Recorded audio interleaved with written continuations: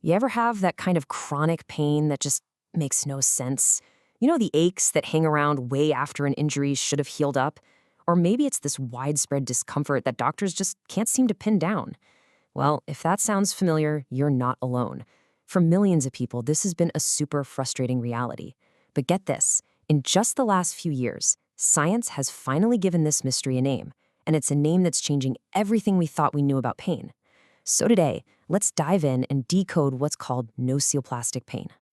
All right, so let's start by looking at this central puzzle, the one that's had both patients and doctors scratching their heads for decades. And it all begins with a very simple, very human question. This is it. This is the question at the heart of the whole thing. Your scans are clear, blood tests come back normal, there's no obvious sign of damage or inflammation, but the pain is still there. So why?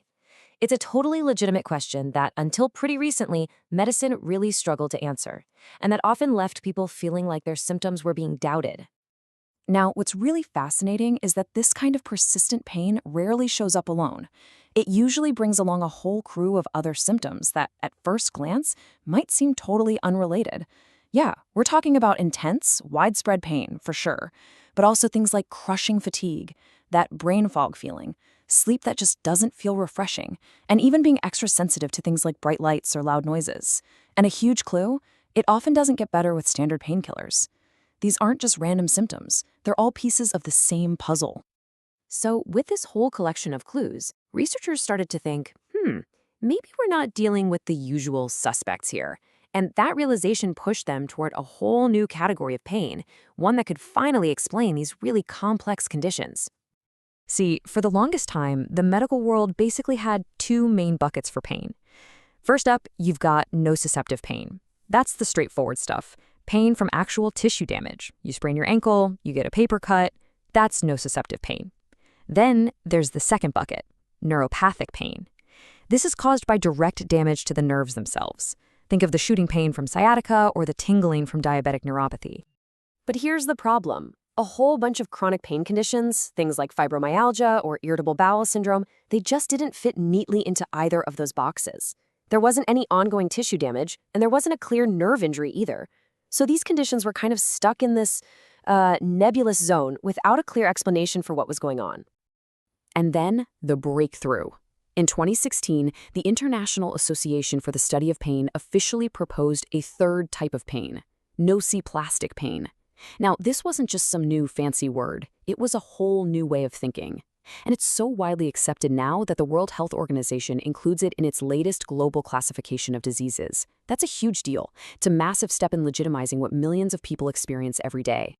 So what exactly is it? Okay, here's the official definition.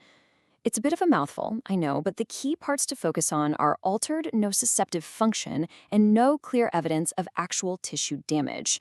It's basically describing a situation where the pain-sensing system itself has changed the way it operates.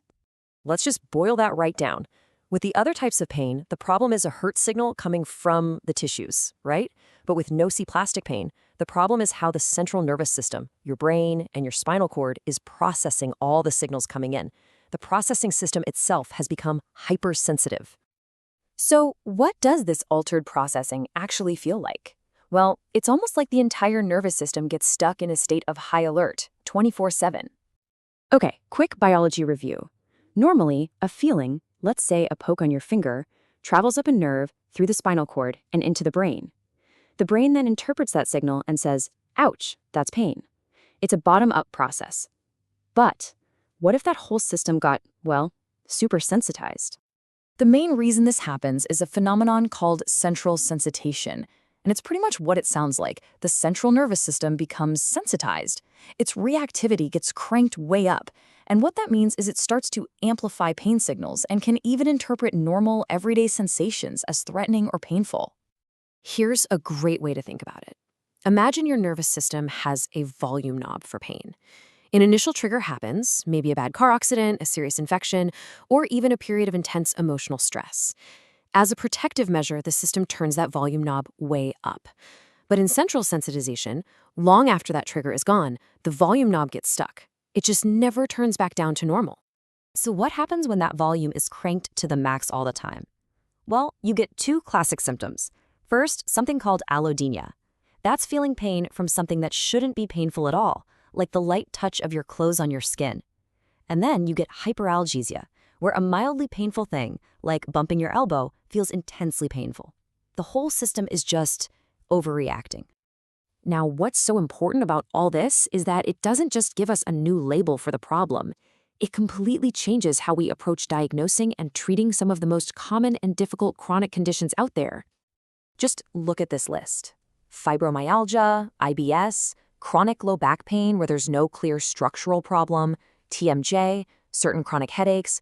For years, these were all treated as totally separate issues in different parts of the body. But we now understand that nociplastic pain and central sensitization are the common thread weaving through all of them. And that also explains why it's so common for someone with, say, IBS to also have fibromyalgia and chronic headaches. It's not a coincidence. The root issue is in the central nervous system's processing, which is why you see system-wide symptoms like fatigue and cognitive fog as part of the package. It's all coming from the same sensitized system. And, logically, this understanding leads to a massive shift in how we treat it. If the problem isn't actually inflammation in your back or damage in your gut, then things like anti-inflammatories, opioids, or surgery on that sore spot probably aren't going to work very well. Instead, the most effective approaches are the ones that aim to retrain the nervous system, to help turn that volume knob back down.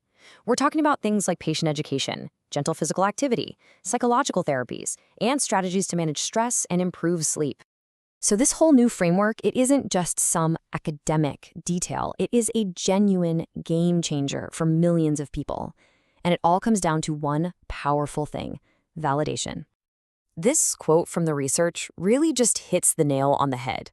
For years, people with these symptoms were told their pain was dysfunctional or medically unexplained, terms that can feel really dismissive, you know? The concept of nociplastic pain helps us move past all that. What it does is provide validation. It says, without a doubt, that the pain is real. It is not imagined. It has a clear physiological basis. It's just that the basis is in the function of the nervous system, not in the part of the body that happens to hurt. And this right here is maybe the most important takeaway of all. For anyone who's ever been made to feel like their pain was just psychological or that it was all in their head, this new science is a powerful, powerful correction. It's not all in your head. It's in your nervous system. And that is a very real and incredibly important distinction. And that leaves us with a final thought to chew on.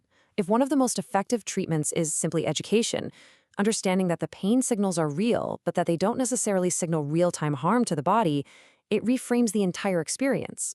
It gives people a sense of control and a path forward that isn't about finding and fixing a broken part, but about gently, patiently retraining a sensitized system.